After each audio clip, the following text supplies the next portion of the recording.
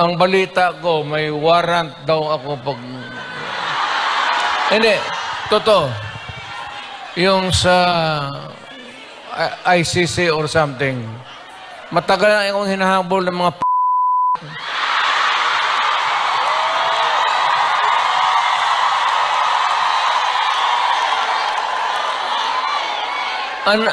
ano man ang kasalanan ko,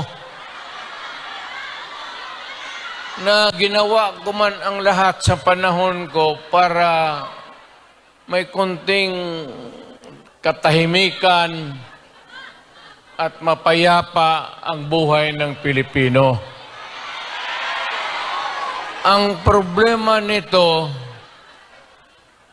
ewan ko kung ang tingin ng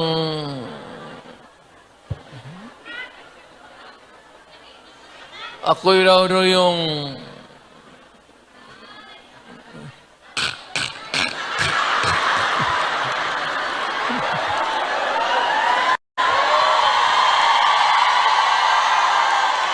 o ganito na lang.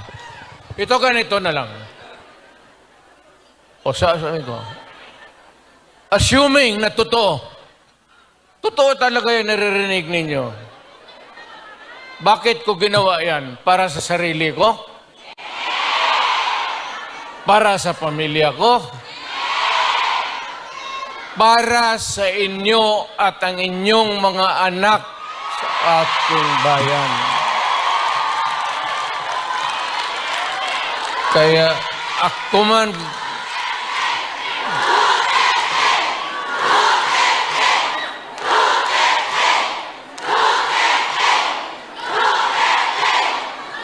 ang higiin ko na lang sa inyo, total, kung ganito man talaga ang swerte ko sa buhay, okay lang, tatanggapin ko yan.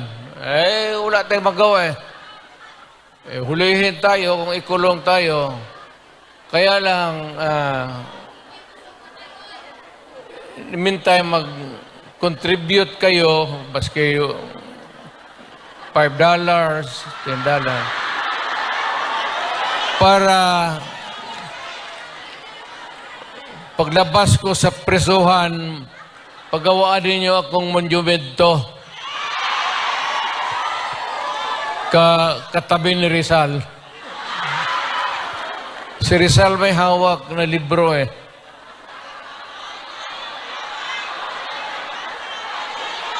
Akin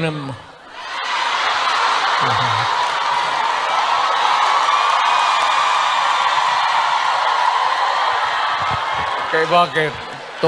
Tumahimik ba ang bayan natin kung Pilipinas hold up dito, hold up. Wala nang ginawa kung ini. Tayo mga ayaw ng gulo, napipilitan tayo to confront evil because nandyan sa harap natin. Sino ba naman gustong pumatay? Bakit ako why would I waste my time? Binila, pumapatay yan si Duterte, lumalabas ng gabi, ganon. Anso, sino ba naman gusto maging security guard? Na ang kinuha ko, law. So, but, siguro sa trabaho. Papansinin niyo po, nagbigay po siya ng statement Sunday. Lumabas na po yung article sa Rappler Saturday night, 10:20 p.m.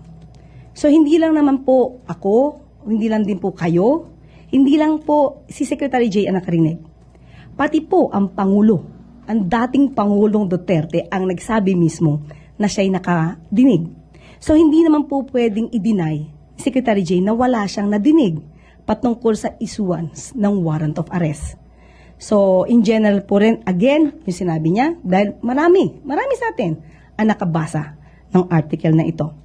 Kaya sinabi lamang po niya na handa po ang gobyerno na in any eventuality ay a-action po tayo. Yan lang po ang nais niya sabihin. Okay, so it's based on the article. Wala po tayong primary source or any other info from, say, agencies or external sources like the ICC or Interpol? As of the moment po, wala pa po tayong nakukuhang communication, official communication. Pat kung meron na po tayong official copy, ipapakita po agad namin sa inyo. Regarding his statement, Yusek, that the government is prepared for any eventuality, can you elaborate on those eventualities, including yung na-foresee yung worst case scenario in case this happens? Handa naman po ang law enforcement agencies natin kung ano po ang sinasabi ng batas, kung kinakailangan po na iserve yung warrant of arrest because of the request of Interpol. Ano't ano man po ang mangyayari, basta po nasa legal, gagawin po yan ng pamahalaan. So the eventualities would be including arestuhin po yung former president. Kung yan po ang nasa sa batas, gagawin po yan.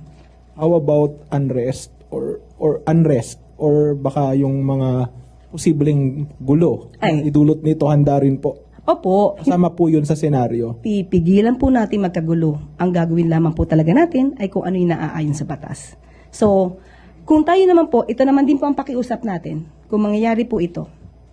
Yung mga tao, ang taong bayan, kung sino man yung mga supporters, makinig na lang po kayo kung ano yung sinasabi ng batas.